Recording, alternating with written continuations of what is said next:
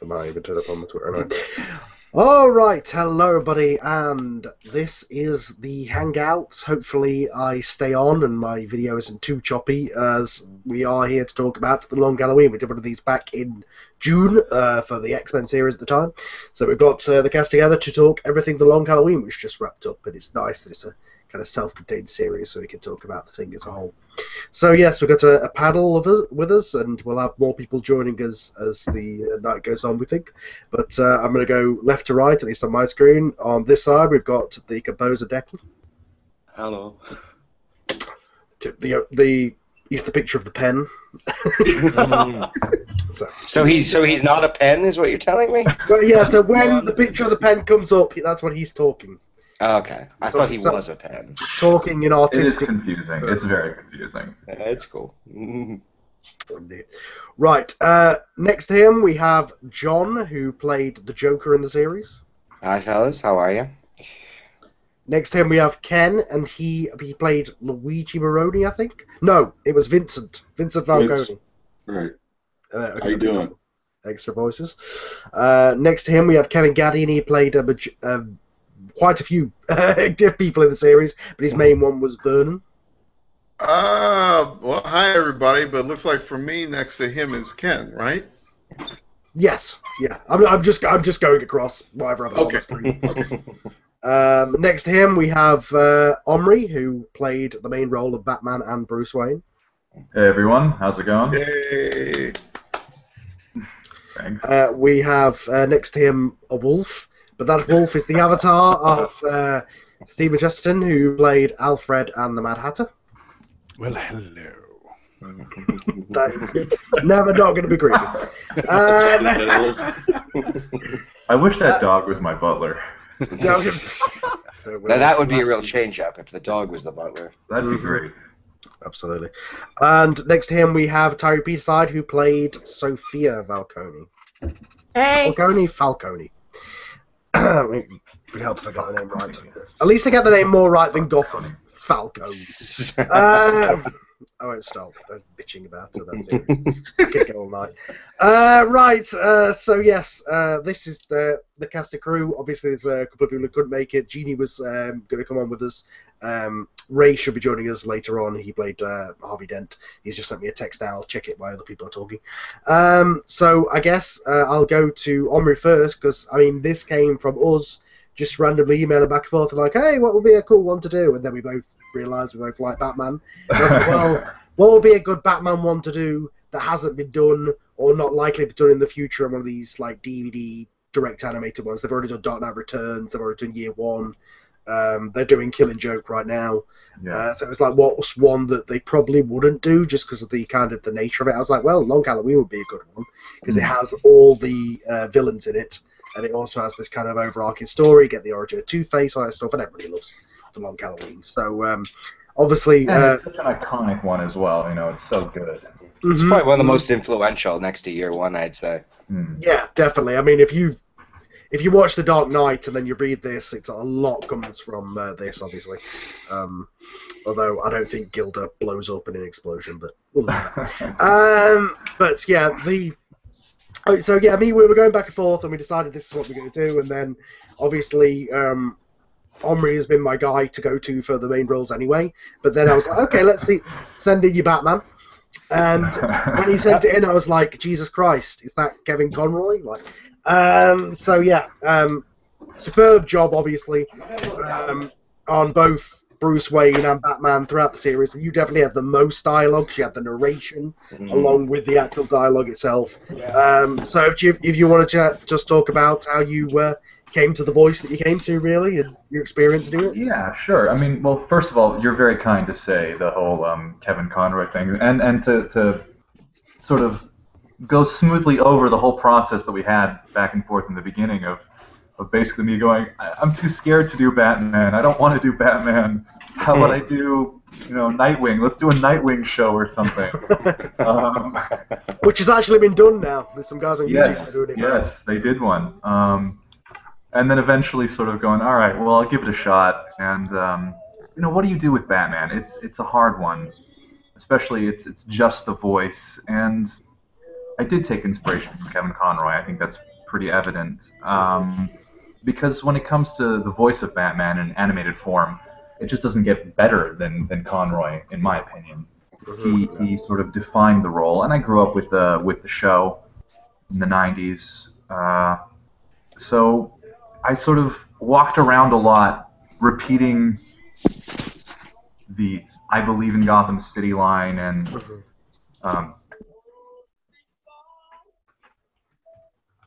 Oh, Could I have a little bit? you still there, Homer? Defreeze. Uh-oh.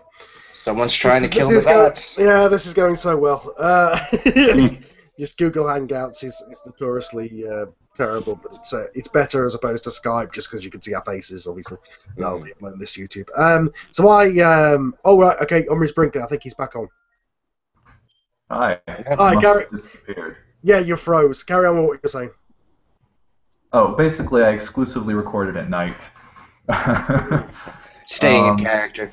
Yes, absolutely. You know, with a cowl over and everything. No, I mean, but it was a challenge. I really was challenged by doing Batman, and I really wanted to get it right. And some of the times I really was happy with what I did, and other times less happy, but sort of let it go and, you know, deadlines and things. But it was a great challenge and a super amazing experience to do.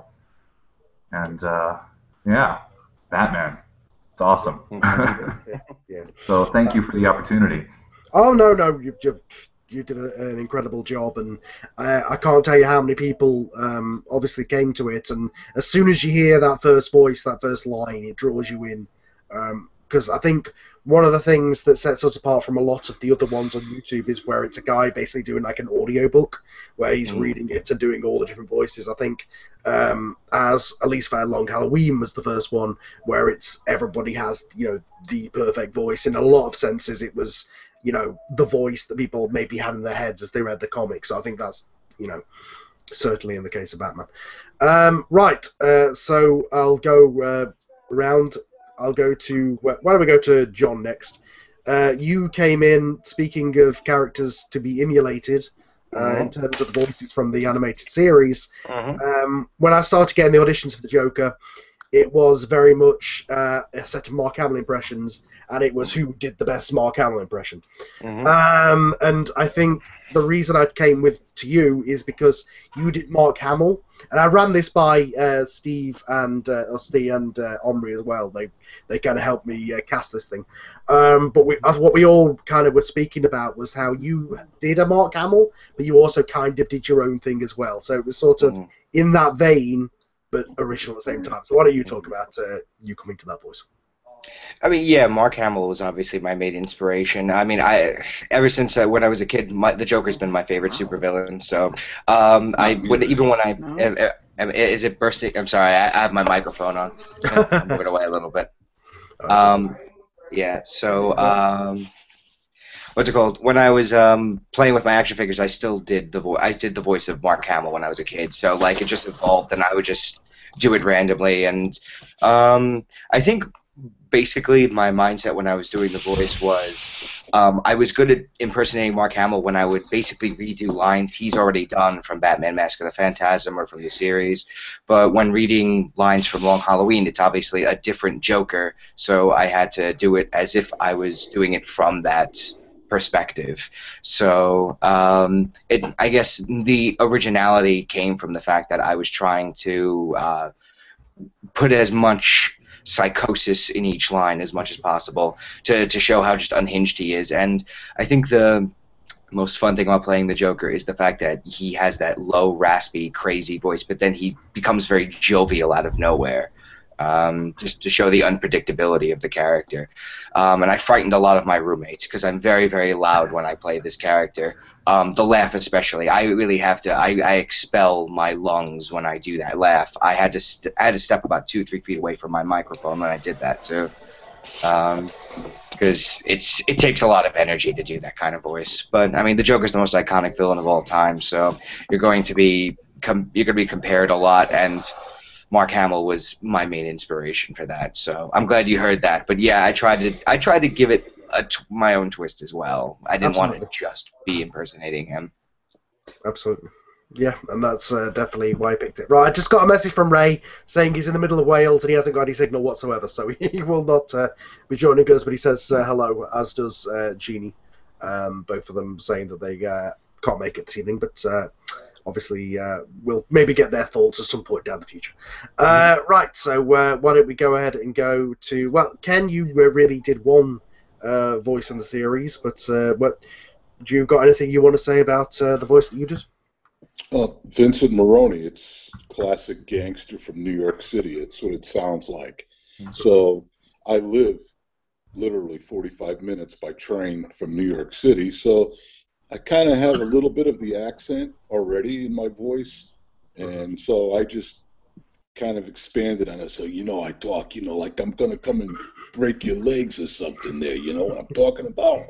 You sound like some of my relatives.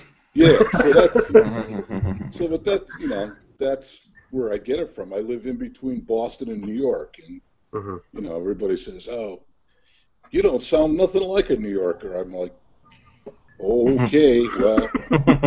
Well, I think they all have that stereotypical idea from those old gangster movies. Yeah, so that's where I got it from, and, when I watch Vincent Maroney in the Batman movies, I kind of like emulated him a little bit and that stuff like that. But thanks for letting me come in and do this. It actually has opened the doors for me. Some people hear that podcast and they go, "Hey, we need your voice," and so that's what I do. That's the goal. So glad to hear that. Yeah. Yeah. Absolutely. It's a case of I want to put out good productions. And you guys obviously enjoy doing it, so if you get more stuff off the back of this, that it works out for everybody. Yeah. Absolutely. All right, Tyree, you've been very quiet, so why don't we go to you? Sophia, she obviously came in later in the series, and almost had to, because we'd already had several episodes with the Falcone family. So you almost had to match their voices and be part of that family. So why don't you have a talk about your voice that you did? Yeah, initially I was quite paranoid the first time round I ever recorded the lines because, oh no, this is too much of a caricature. She sounds like a cartoon. She sounds like one of the good pigeons. Oh no. From Animaniacs. Good pigeons, amazing.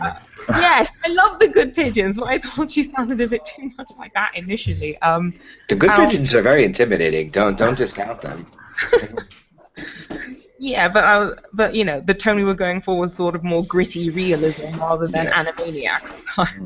And I was just going round and round and round. My mum must have thought I was insane because I was just listening to YouTube accent tutorials round and round and round and like repeating them over and over and over again. My parents must have thought I had like a stroke or something because I was home for holidays when I first tried it. Yeah, it was really interesting getting to do this because I've been looking for a lot of voice work on and off, and this sort of came up. And I thought, I'm probably not going to get it, whatever, and tried it anyway. And the rest, as they say, theory. Yeah, don't give up. You got to keep doing it. It's a tough business. Yeah, I know. I'm actually quite happy, though, because I've got an audition, I think, on not this Sunday, next Sunday, coming up. Awesome. Congratulations. Thanks. Congratulations. You absolutely killed it, in my opinion. Everyone in the cast was just so stellar. I had a lot of love for a lot of people, and I sent a lot of personal messages to different people that I had access to. And, John can attest to this. We had a lot of back and forth, and we did those Joker episodes and things. And Declan, come on, non-stop love on Twitter. Yeah. But, you killed it. You really did. I was so, shocked to then find out that you were British and everything, and it was just like, whoa. So, yeah. Oh, wow, thanks. Yes, as you may have noticed, I've switched to my phone because my computer decided to be a prick again. So hopefully you can hear me okay through my phone. Yeah. So Okay, let's go to Stephen. You did a couple of characters. We had you as both Alfred and the Mad Hatter later on. So yeah, you got any thoughts on your roles there? I'll be right back. Okay. There was also the earlier ones, but we've already covered those. Yes. The only thing that I'd really want to say was the Alfred. I really loved Michael Caine's portrayal of Alfred because he had that in the background. Because Alfred's ex-SAS, he's ex-Special Forces. Mm-hmm. You know, despite everything that is out there, is just him being a total and utter toff. He's actually ex-Special Forces. He is a double hard beep. You know, he is really, really nails. And no one ever portrays that, but at the same time, he needed some gravitas brought forward to the character, and I really enjoyed playing Alfred. It was a lot of fun.